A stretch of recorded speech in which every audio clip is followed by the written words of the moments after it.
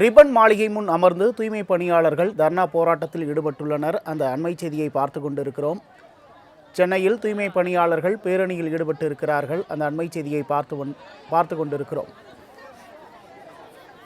Ribbon மாளிகை முன்பு தூய்மை பணியாளர்கள் தர்ணா போராட்டத்தில் ஈடுபட்டு வருகின்றனர். அந்த காட்சிகளை பார்த்து கொண்டிருக்கிறோம். பணி நிரந்தரம் உள்ளிட்ட கோரிக்கைகளை வலியுறுத்தி தூய்மை பணியாளர்கள் போராட்டத்தில் ஈடுபட்டு கொண்டிருக்கிறார்கள். 6வது நாளாக தூய்மை பணியாளர்கள் போராட்டத்தில் ஈடுபட்டு வருகிறார்கள். ரிப்பன் மாளிகை முன்பு தூய்மை பணியாளர்கள் பணி நிரந்தரம் உள்ளிட்ட கோரிக்கைகளை வலியுறுத்தி போராட்டத்தில் ஈடுபட்டு வருகிறார்கள். அந்த அண்மை செய்தியை பார்த்து கொண்டிருக்கிறோம்.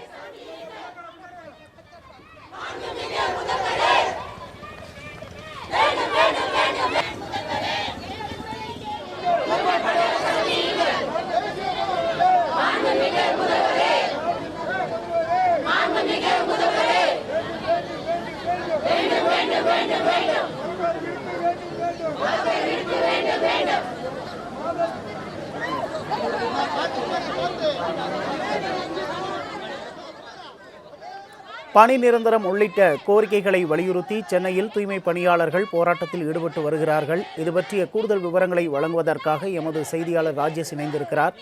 வணக்கம் ராஜேஷ், தூய்மை பணியாளர்களின் கோரிக்கை என்னவாக இருக்கிறது? முழு விவரங்கள். உமேஷ் வணக்கம். தூய்மை பணியாளர்களை பொறுத்தவரைக்குமே பணி நிரந்தரம் உள்ளிட்ட பல்வேறு கோரிக்கைகளை வலியுறுத்தி அவர்கள் தொடர்ச்சியாக போராட்டங்களை முன்னெடுத்திருக்கிறார்கள். குறிப்பாக இன்றைய தினத்தை பொறுத்தவரைக்குமே 6வது நாளாக இந்த போராட்டம் என்பது அவர்களால் முன்னெடுக்கப்பட்டிருக்கிறது. கடந்த சில நாட்களாகவே அவர்கள் மண்டல அலுவலகத்தை முற்றுகையிட்டு போராட்டம் நடத்தினார்கள். ராஜரத்னம் மைதானத்திலிருந்து பேரணியாக சென்றார்கள். அதே போல மாநகராட்சி அலுவலகம் முற்றுகை உள்ளிட்ட பல்வேறு போராட்டங்களை நடத்தியிருந்தார்கள். இதன் பின்பாக தமிழக அரசு சார்பாக அவர்களிடம் பேச்சுவார்த்தை நடத்தப்பட்டது. மாநகராட்சி ஆணையர் தலைமையிலான அந்த பேச்சுவார்த்தை என்பது நடைபெற்றது. அந்த பேச்சுவார்த்தை தோல்வியடைந்தது. இந்த நிலையில்தான் நேற்றைய தினத்தில் சட்டப்பேரவையில் அமைச்சர் ராஜ்மோகன் நாங்கள் இன்றைக்கு அவர்களை சந்தித்து பேசுவோம் என்று அவர் கூறியிருந்தார். அதன் அடிப்படையில் நேற்று மாலை அவர் தனது அறையில் தூய்மை பணியாளர்களை சந்தித்து பேசியிருந்தார். அப்பொழுது பல்வேறு கோரிக்கைகள் குறித்து தூய்மை பணியாளர்கள் தெரிவித்ததாக கூறப்படுகிறது. இருந்த போதிலும் ஒரு சில கோரிக்கைகள் மட்டுமே ஏற்க முடியும், மற்ற கோரிக்கைகள் ஏற்க முடியாத ஒரு சூழல் இருக்கிறது என்றெல்லாம் அவர் தெரிவித்ததாகவும், அதே நேரத்தில் முதலமைச்சரிடம் கலந்து ஆலோசித்து இது குறித்து என்ன பண்ண முடியுமோ அதை நாங்கள் செய்து கொடுக்கிறோம் என்று ராஜ்மோகன் அவர்கள் உறுதியளித்ததாக தகவல் வெளியாகி இருந்தது. இருந்த போதிலும் தங்களுடைய கோரிக்கை நிறைவேற்றும் வரைக்கும் தங்களுடைய இந்த போராட்டம் என்பது தொடரும் என்று ஏற்கனவே தூய்மை பணியாளர்கள் அறிவித்திருந்தார்கள்.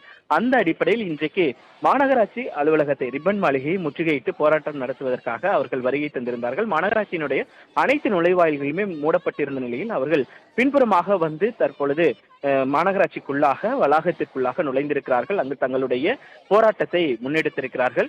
மாநகராட்சி நிர்வாகத்திற்கு எதிராகவும் தமிழக அரசுக்கு எதிராகவும் தங்களுடைய போராட்டத்தை அவர்கள் முன்னெடுத்திருக்கக்கூடிய காட்சிகளை நம்மால் பார்க்க முடிகிறது. குறிப்பாக அண்ணன் விஜய் அவர்கள் தங்களை சந்திக்க வேண்டும், ஏனென்றால் அவருடைய துறையின் கீழ் வரக்கூடிய இந்த துறை, அதனால் அவர் எங்களை சந்தித்து எங்களுடைய கோரிக்கைகளை கேட்க வேண்டும். 2026 அந்த தேர்தலுக்கு முன்பாக நாங்கள் போராட்டத்தில் ஈடுபட்டிருந்த பொழுது அவர் தங்களை பனையூருக்கு அழைத்து நேரடியாக பேசியிருந்தார். அதே போல தற்பொழுதும் பேச வேண்டும் என்று அவர்கள் கோரிக்கை வைத்து தற்பொழுது இந்த போராட்டத்தை முன்னெடுத்திருக்கிறார்கள். உமேஷ்,